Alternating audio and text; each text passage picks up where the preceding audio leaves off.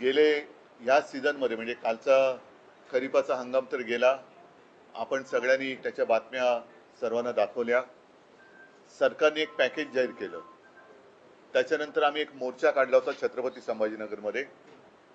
आजही शेतकऱ्यांची जी मागणी आहे ती तीच आहे की कर्जमुक्ती झाली पाहिजे. आता माझ्या माहितीप्रमाणे अतिवृष्टीनंतर आज का उद्या केंद्राचं पाहणी पथक येणार आहे आणि या पाहणी पथकाचा दौरा जो काही माझ्या निदर्शनास आलेला तो केवळ 2-3 दिवसाचा आहे. 2-3 दिवसामध्ये एवढ्या मोठ्या मराठवाड्याचा दौरा आणि संपूर्ण महाराष्ट्राचा हे केंद्रीय पथक करणार कसा, कुठे नेमकं जाणार आणि त्याच्यानंतर त्यांना नुकसानीचा अंदाज आल्यानंतर ते प्रस्ताव कधी पाठवणार. मुळामध्ये पंतप्रधान जे बोलले होते आपल्या मुख्यमंत्र्यांना की तुम्ही प्रस्ताव पाठवा, मला नाही वाटत अजून राज्य सरकारकडनं कोणताही प्रस्ताव केंद्राकडे गेलेला आहे. हे थोडं आहे म्हणूनच आज सुद्धा जी बातमी आलेली आहे की पीक विम्याच्या नुकसान भरपाई पायी अवघे 2 रुपये आणि काही पैसे हे आपल्या ठाणे पालघर जिल्ह्यातल्या शेतकऱ्याला मिळालेले आहेत. म्हणजे ही थट्टा चाललेली आहे. कर्जमुक्तीसाठी शेतकरी जेव्हा रस्त्यावरती आता उतरला होता त्याला पुढच्या जूनचा वायदा मुख्यमंत्र्यांनी केलेला आहे आणि त्यावेळेला मी काही प्रश्न उपस्थित केले होते की पुढच्या वर्षी जूनमध्ये जर कर्ज माफ होणार असेल तर तोपर्यंत आतापर्यंत डोक्यावरती असलेल्या कर्जाचा जो डोंगर आहे त्याचे हप्ते शेतकऱ्यांनी भरायचे की नाही भरायचे. आता जो रब्बीचा हंगाम येतोय त्याच्यासाठी नवीन कर्ज कसं मिळणार, कारण जमीनच गेलेली आहे वाहून. मग ते कर्ज मिळाल्यानंतर त्याचे सुद्धा हप्ते भरायचे की नाही भरायचे. आणि सगळ्यात महत्त्वाचा प्रश्न म्हणजे जे एक अतर्क्य असं विधान मुख्यमंत्र्यांनी केलेलं आहे की बँकांचा फायदा होईल कर्जमाफी केली तर, म्हणून आम्ही कर्जमाफी करत नाही आहोत. मग आत्ता जर का कर्जमाफी केली तर बँकांचा फायदा होणार आणि जूनमध्ये केली तर तो फायदा होणार नाही. हे कोणतं कसं काय गणित, कारण त्यांचं अर्थशास्त्र हे चांगलं आहे असं त्यांना वाटतं, तर त्यांनी त्याचा एक खुलासा केला पाहिजे. माझं तर स्पष्ट मत आहे, मी मुख्यमंत्री झाल्यानंतर माझं पहिलं अधिवेशन हिवाळी अधिवेशन आणि एकच अधिवेशन मी मुख्यमंत्री म्हणून झालं होतं नागपूरला. कोणताही अभ्यास न करता, कोणी मागणी न करता मी माझ्या राज्यातल्या शेतकऱ्याला 2 लाखापर्यंत पीक कर्ज हे माफ केलं होतं, मुक्त केलं होतं. आता ती सिस्टीम लागलेली आहे, ती माहिती गोळा झालेली आहे, डेटा सगळा तसाच आहे. मग जी योजना आम्ही यशस्वीपणाने अंमलात आणून दाखवली होती ती संपूर्ण सिस्टीम तशी आहे, डेटा तसाच आहे. तर त्याच महात्मा फुले कर्जमुक्ती योजनेचा दुसरा टप्पा सरकारने आता जाहीर का करू नये? आता जाहीर करू शकतं ते, कारण सगळं त्यांच्याकडे माहिती आहे. आम्ही कसं केलं, काय केलं हे सगळं माहिती आहे. शेतकरी आजही मी कुठे गेलो तरी सांगतो की साहेब तुम्ही आमची कर्जमुक्ती केली, कर्जमाफी केली, या सरकारला करायला लावा.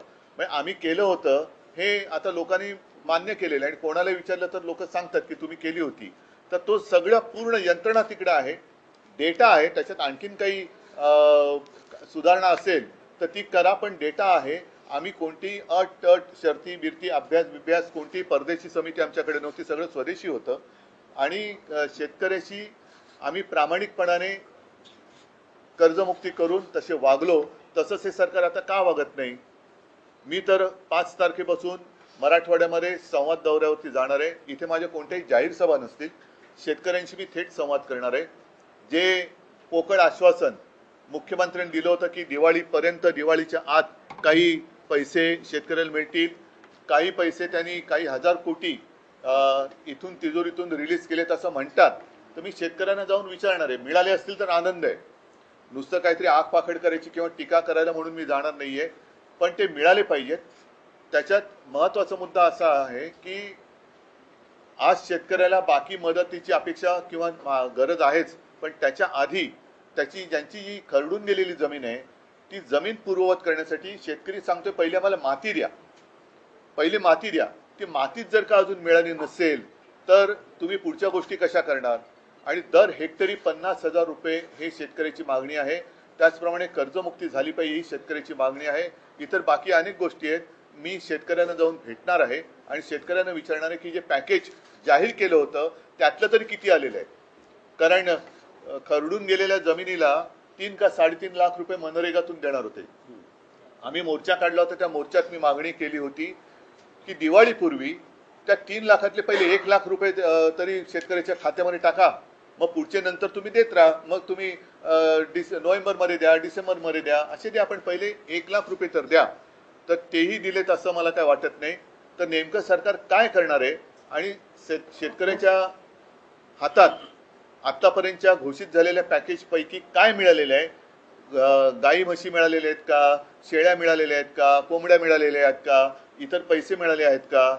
मग त्याच्यानंतर रब्बीचा हंगाम येतोय, त्याचं कर्ज कसं मिळणार, त्याचं बी बियाणं वगैरे वगैरे, या सगळ्या गोष्टी याची चर्चा करण्यासाठी मी मराठवाड्यात जाणार आहे.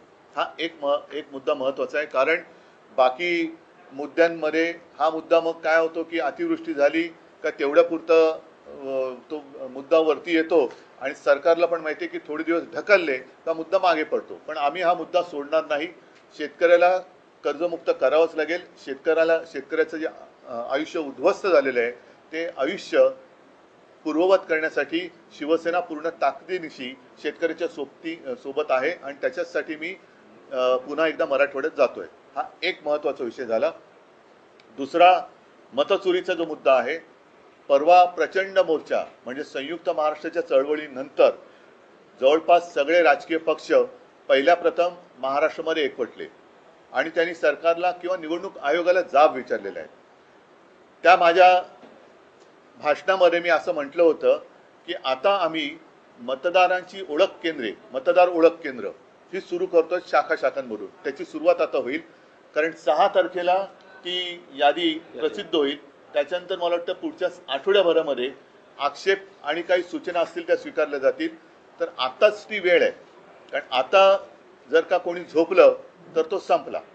मी माझं स्वतःचं उदाहरण त्या दिवशी दिलं की माझ्याचकडे माझ्या मतदार यादीतल्या नावाचं व्हेरिफिकेशनसाठी निवडणूक आयोगाची लोकं आली होती.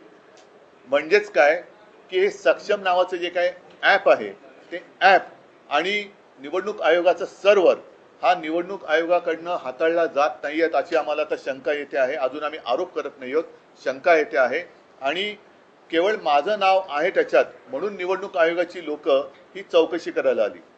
सर्वसामान्यांच्या बाबतीमध्ये असं जर का झालं असेल किंवा होत असेल तर त्यांनी दाद कधी मागायची, कोणाकडे मागायची, आणि नाव वगळलं गेलं तर निवडणुकीच्या दिवशी त्यांना मतदानच करता येणार नाही.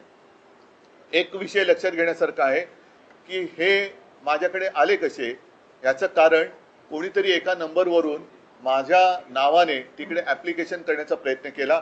त्या नंबरवर जर का OTP आला असता तर पुढचं सगळं हॅक झालं असतं आणि कदाचित माझ्या कुटुंबातली माझ्यासकट 4 नावं ही वगळण्यात सुद्धा आली असती.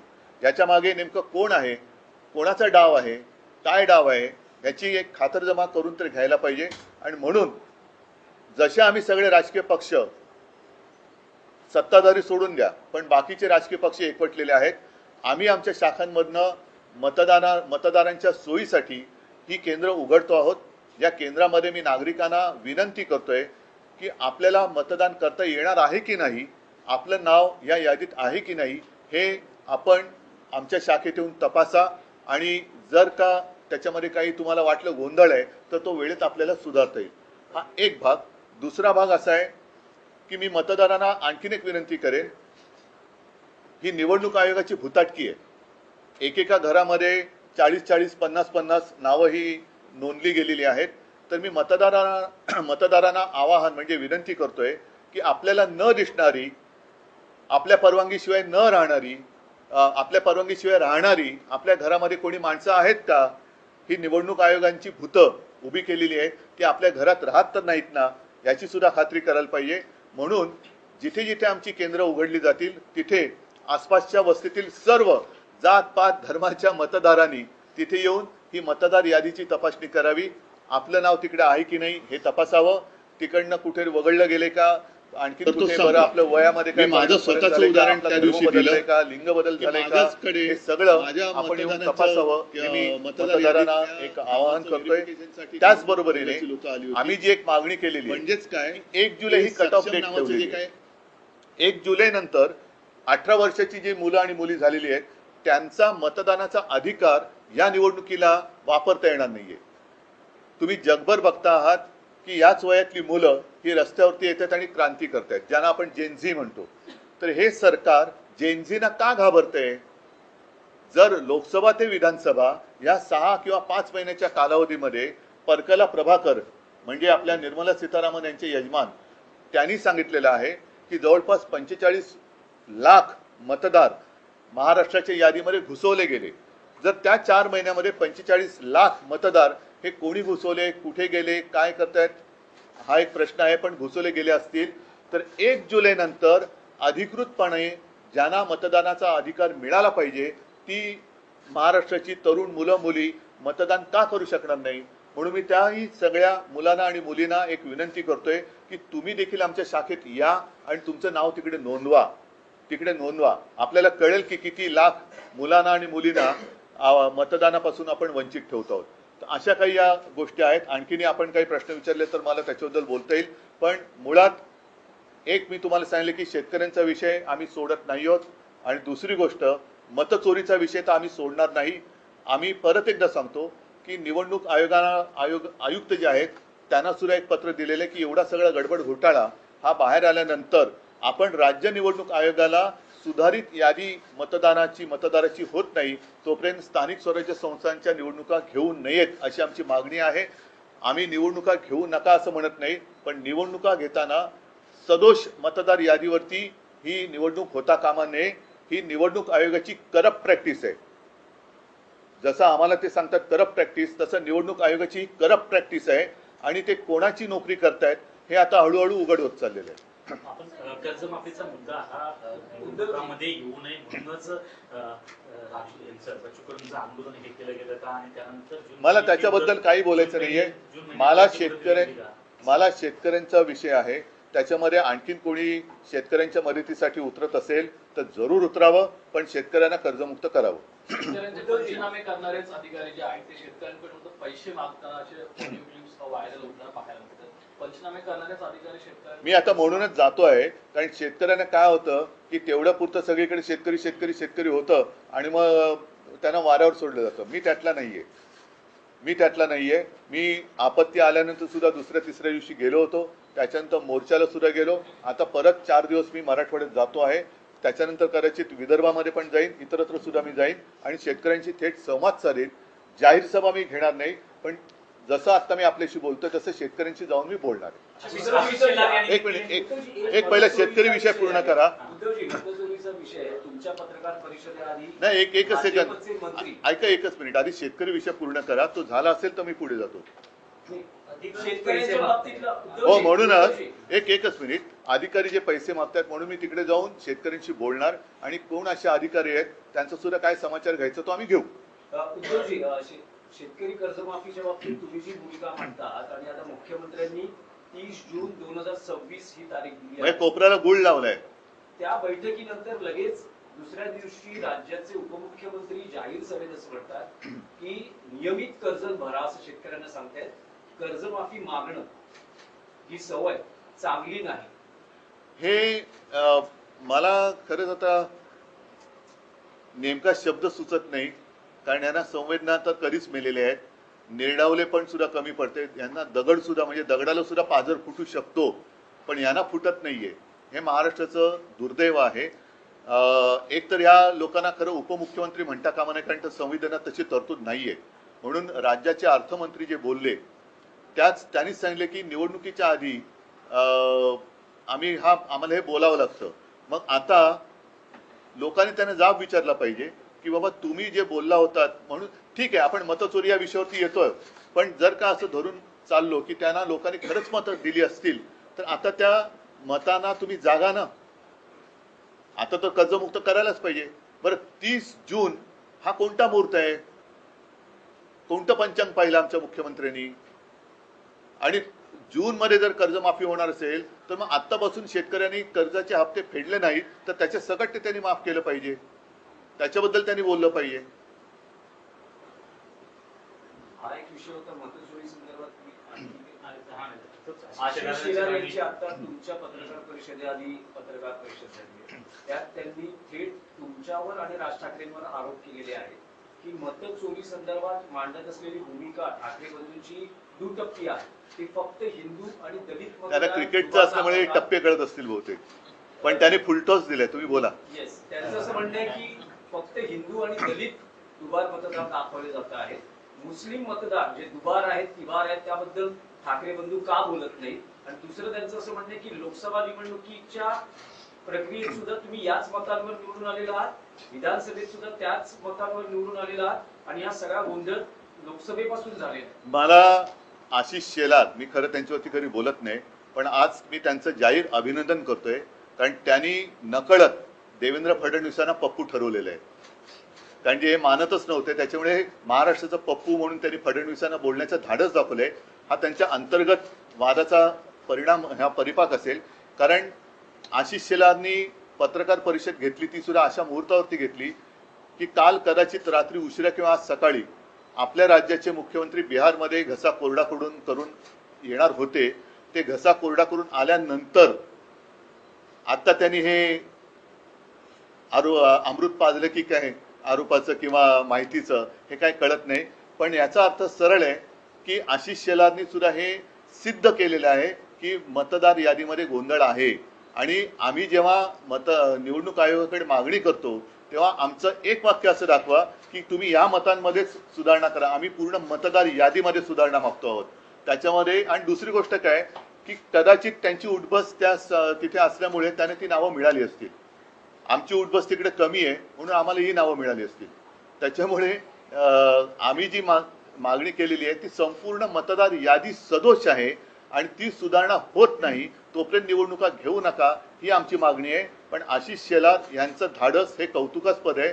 नाहीतर साधारणतः आपल्या नेत्याच्या विरोधात बोलण्याचं धाडस हे आता भाजपवाल्यांच्या अंगात राहिलेलं नाही.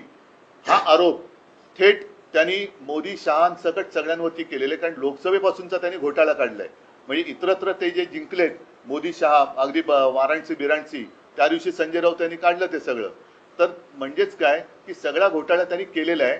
आणि दुसरा महत्वाचा, सरकार तुमचं असताना विरोधक घोटाळे करतात म्हणजे तुम्ही सरकार चालवायला नालायकात, म्हणजे सरकार चालवायला तुम्ही नालायकात.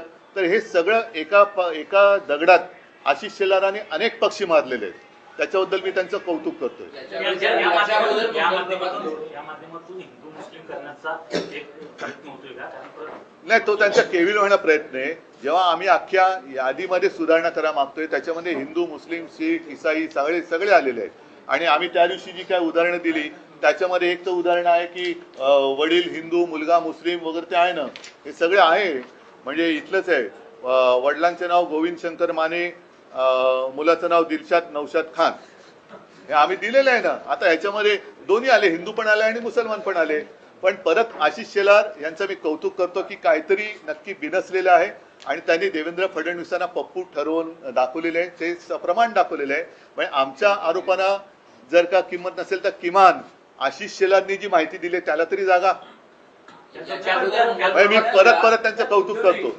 देवेंद्र फडणवीस सारखं म्हणतात की 2012लाच आपण मतदार याद्यांचं पुनर्निरीक्षण करा, पुनर्रचना करा, ही आपली न्यायालयात याचिका आहे. आणि तेव्हापासून आपण वारंवार मागणी करतो. आशिष शेलारांनी ते आज म्हटलेलं आहे, होत का नाहीये, आम्ही सतत मागणी करतो. असं कुठे माझ्या तरी ऐकण्यात आलेलं नाहीये. त्यांचा जसा आम्ही मोर्चा काढला तसा त्यांचा कुठलाही मोर्चा मी बघितलेला नाहीये. ते कधी निवडणूक आयुक्तांना जाऊन भेटलेत असंही आम्ही बघितलेलं नाहीये. ज्याप्रमाणे आम्ही चोकलिंगम साहेबांना भेटलो, वाघमारे साहेबांना भेटलो, तसे ते कुठे भेटलेले नाहीयेत. आमची लोक आता ज्ञानेश कुमारना जाऊन भेटतायत, तसे ते कुठे भेटलेले नाहीयेत. आम्ही आता याच्याबद्दल मी काल परवा म्हटलेले की आम्ही कोर्टाचे दरवाजे सुद्धा एक ठोठवण्याचा केविलवाणा प्रयत्न करणार आहोत. न्याय मिळाला तर मिळाला. मुख्यमंत्र्यांचं आणखीन एक म्हणणं आहे, त्यांचं म्हणणं आहे की वोटर लिस्ट जी आहे ही अशुद्ध असता कामा नये, याच्याशी आम्ही सहमत आहोत, परंतु त्याच्यामुळे भाजप जिंकली हे तुम्ही सिद्ध करा, हे तुम्ही आव्हान देता. जर नसेल ना तर मग तुम्ही आमच्या बरोबर या ना निवडणूक आयोगाकडे. तुम्हाला पण आम्ही जेव्हा निवडणूक आयुक्तांकडे जायचं होतं तेव्हा आम्ही भारतीय जनता पक्षाला सुद्धा आमंत्रण दिलं होतं. देवेंद्र फडणवीसांना यायला पाहिजे होते ते.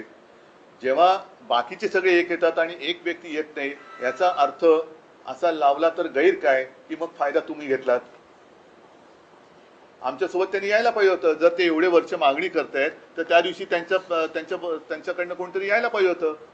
आता त्याच मुद्द्यावरून बुलढाण्याचे आमदार संजय गायकवाड शिंदे गटाचे आहेत, त्यांनी देखील म्हटले की निवडणूक आयोगाला लाच वाटली पाहिजे अशा प्रकारचे बघा थोडक्यामध्ये काय की आता जो मुद्दा आम्ही उचलला मतचोरीचा आणि तो आज पुराव्यानिशी तुमच्यासमोर आणला, जनतेसमोर आणला.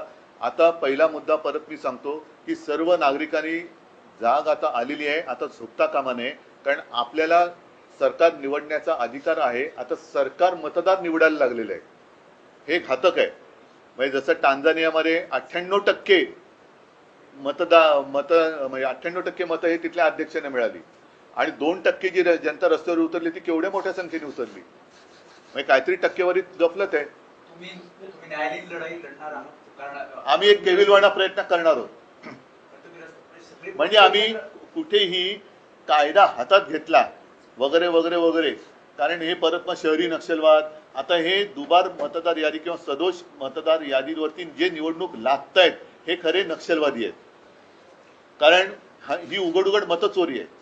जे मतचोरी करून निवडणूक लढतायत आणि जिंकण्याचा प्रयत्न करतात ते नक्षलवादी आहेत. सर्व पक्ष मिळून तुम्ही हा निर्णय घेतलाय.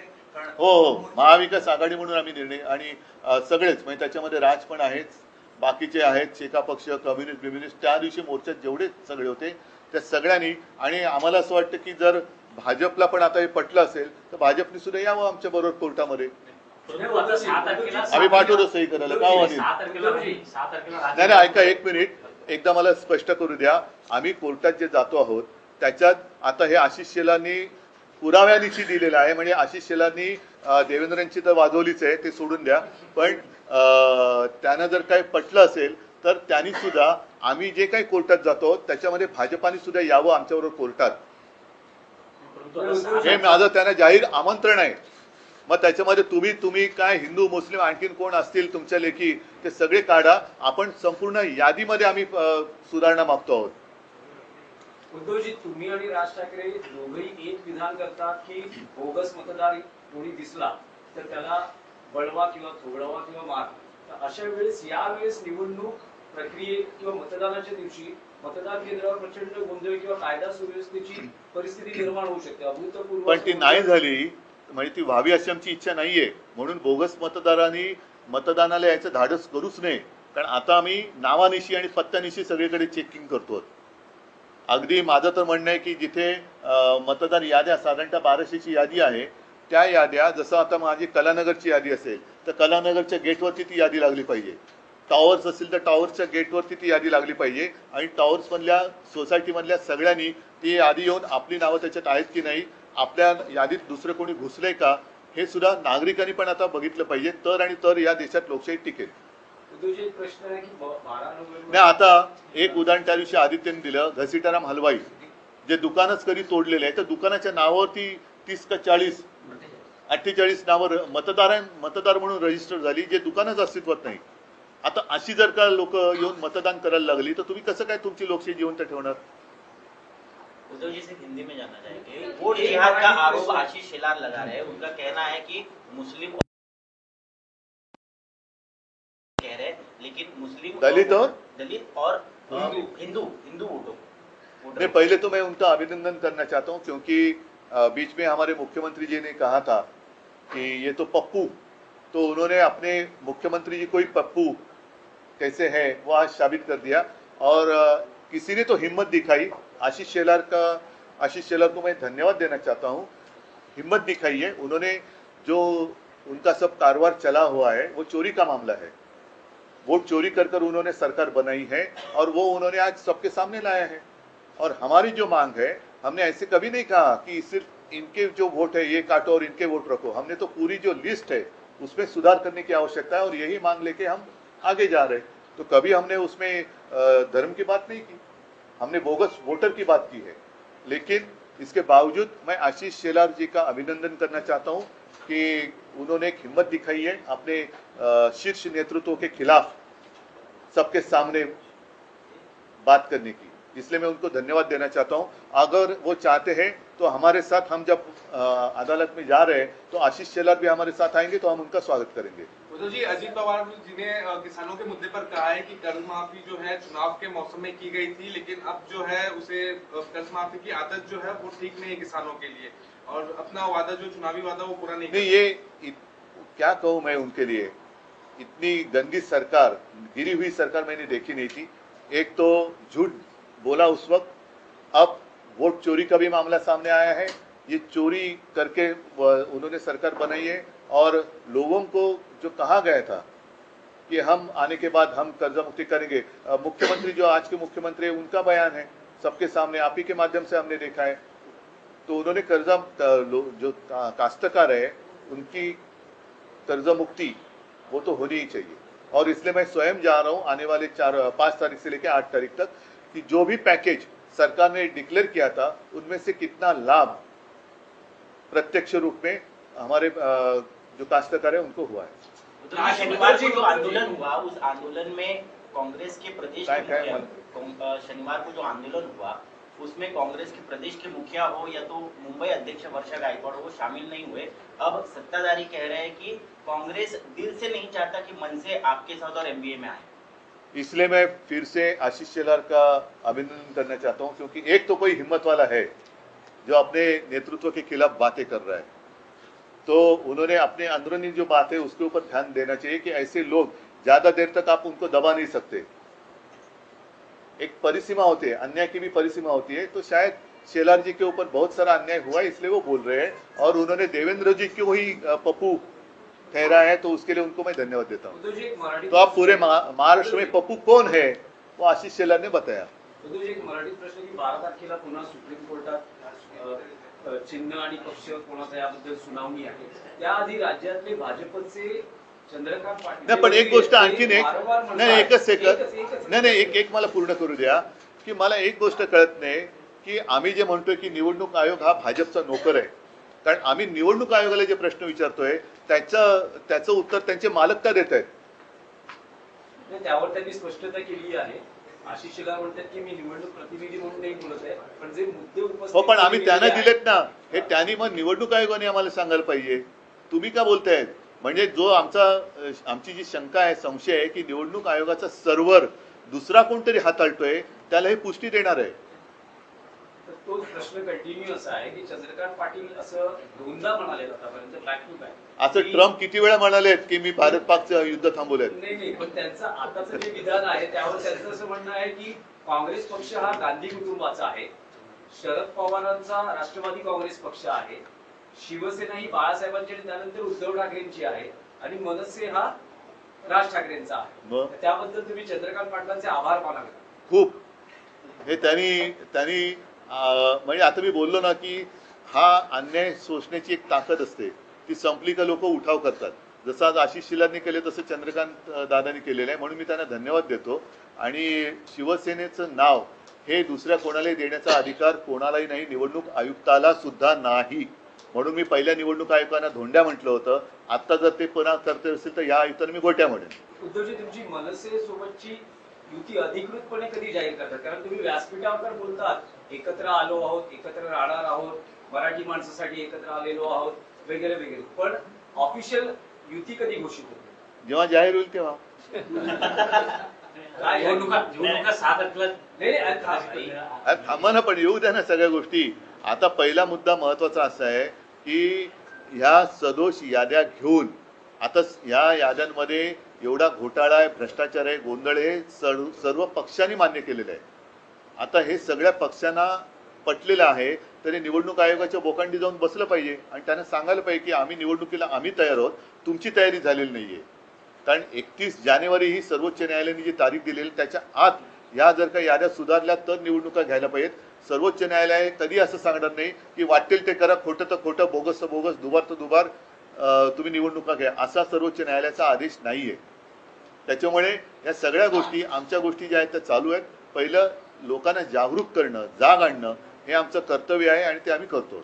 सगळ्यांचं काल आपण महिला क्रिकेट चषक वर्ल्ड कप जिंकलो, मला वाटतं प्रथम जिंकलो।